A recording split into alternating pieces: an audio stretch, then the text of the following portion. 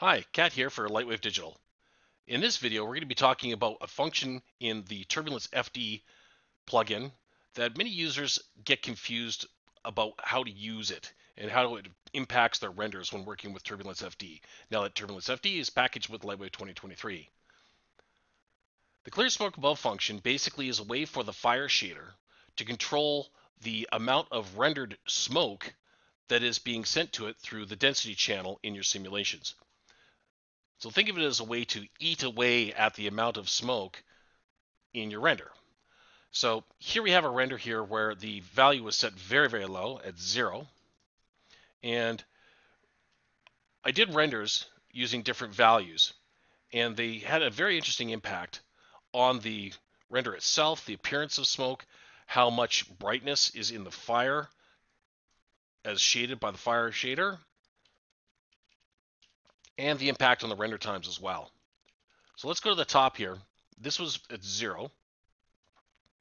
This one all the way down at the bottom was 0.01. Walking it back, this one was at 3.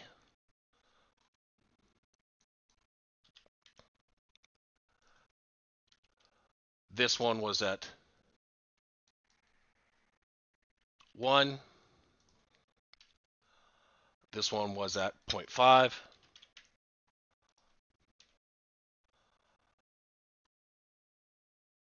And so forth.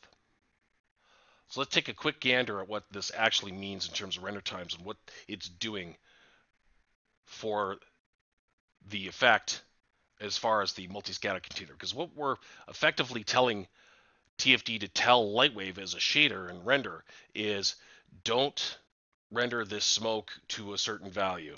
And that has an impact on the multi-scattering function in the render step for TFD. Because the more transparent something is, generally, it's going to take longer to render with some very interesting exceptions. For example, this one was at 0.1 or 0. So we'll just do another quick test render here again. Because there's so little amount of the smoke that's going to be evaluated by the shader, because it's already being told to be cleared. The container takes the least amount of time in the multi-scattering step to evaluate that and then produce a render.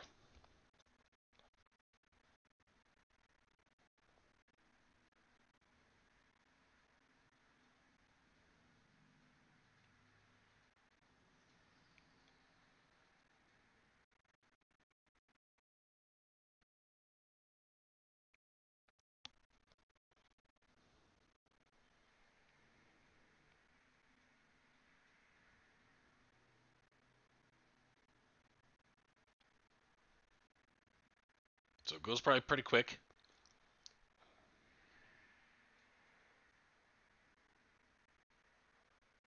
We've got little trails of smoke off of our shrapnel, not much, but it is there. And it comes out in a minute and 10 seconds, roughly. So that value should be identical to this. So that's exactly the same amount of time, pretty much. So let's walk through and try this at 0.01. This will give me the render result with those tendrils just slightly shaded, but not a lot of smoke present in the rest of the volume. Now, this obviously is a parameter that can drastically change something if animated, and it can be a little bit difficult to get the right balance. But once you understand what this function is doing, you can probably take a pretty good guess and do a split the difference kind of operation, where if you want it to be half of what the effect may visually be, try stepping that in between that full half by 50%, so it'd be like 25% reduction in whatever your smoke value, clear smoke above value is, or increase it, and then fine tune to taste. There is a certain point though where this function, unless you have the smoke units or the density units being shaded by smoke available, makes no sense to drive it above. It really won't impact render times, but it may cause your render not to look great in another area. So use it sparingly, and do test renders along your timeline for your effect, and get a good idea of what each section is kind of going to look like, and then animate your envelope accordingly based off of that. So here we can see you've got those little tendrils coming off of our shrapnel trails. Just a side note, there are little hypervoxels in here, so that's what some of these little bits are. Pay no mind to those. They're just there for visual reference. So 1 minute 47 seconds. So the render time obviously jumped up by at least 30 seconds. But we're not done yet. Let's go to 0.5 and see what the result is for this. Now this will push the render probably into 1 minute and 50 seconds or higher. But the visual change will be quite evident.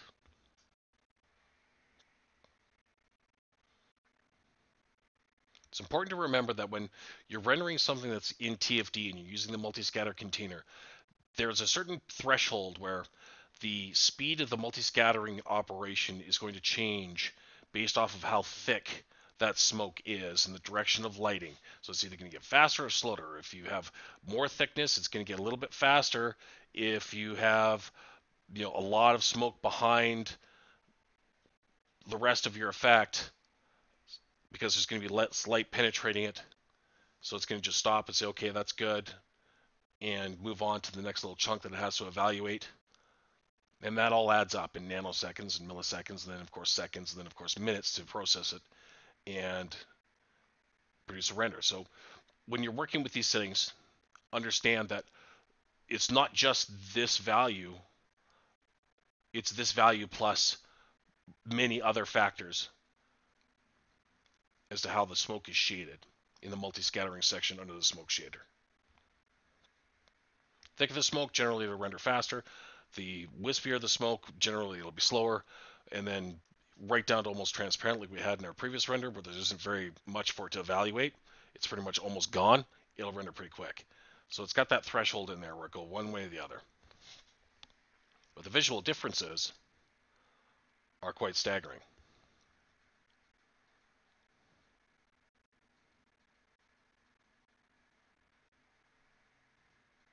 So wasn't too far off. 1 minute 55, let's say 210. No, 205, 203. But you can see just how different of a render result this is.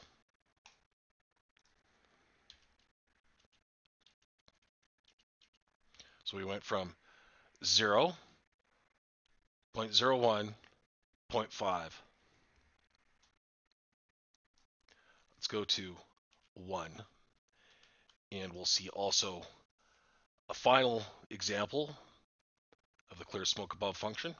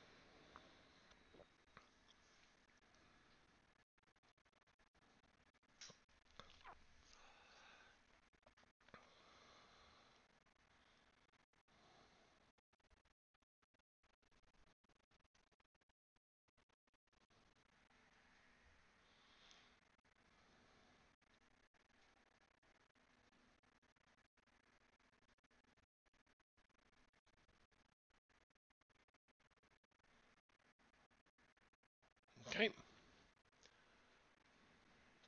So in this example render, that first step through the multi-scattering took quite a while, but the second pass went very, very quickly.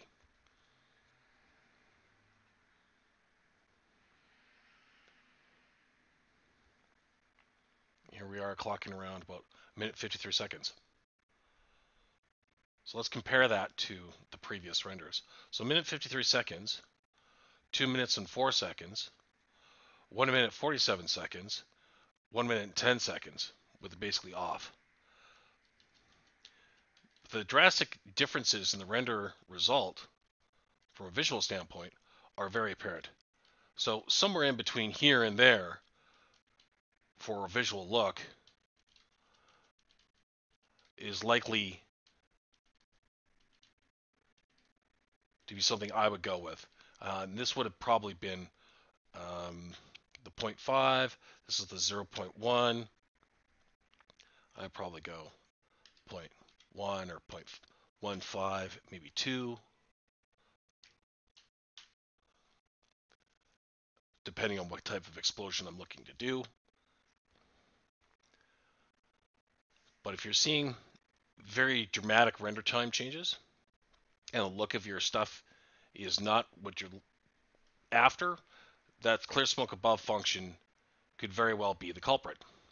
So adjust the taste, watch your render times, do comparisons, split the difference between your least favorite and most favorite value, or too much, not enough, and you'll get there much quicker. And you can do a couple of test renders on the timeline if you're animating this function over time.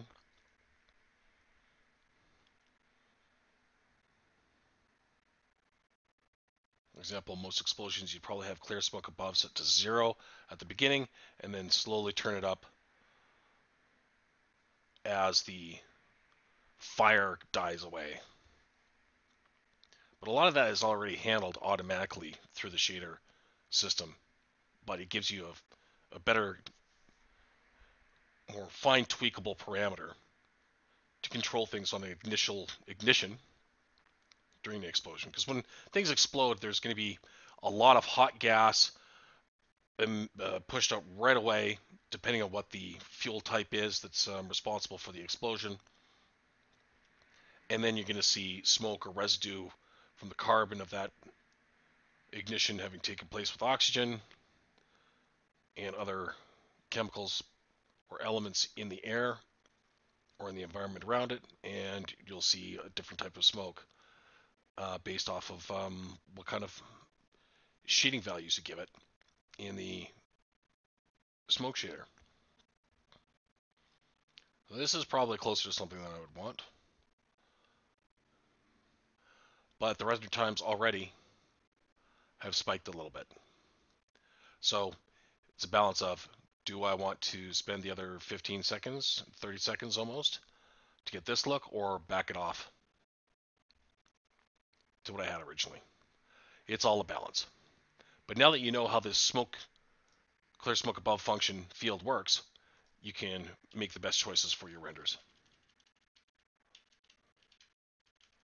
All right, that concludes this video. We're going to have more fun with Turbulence FD and Lightwave 2023 in more videos to come.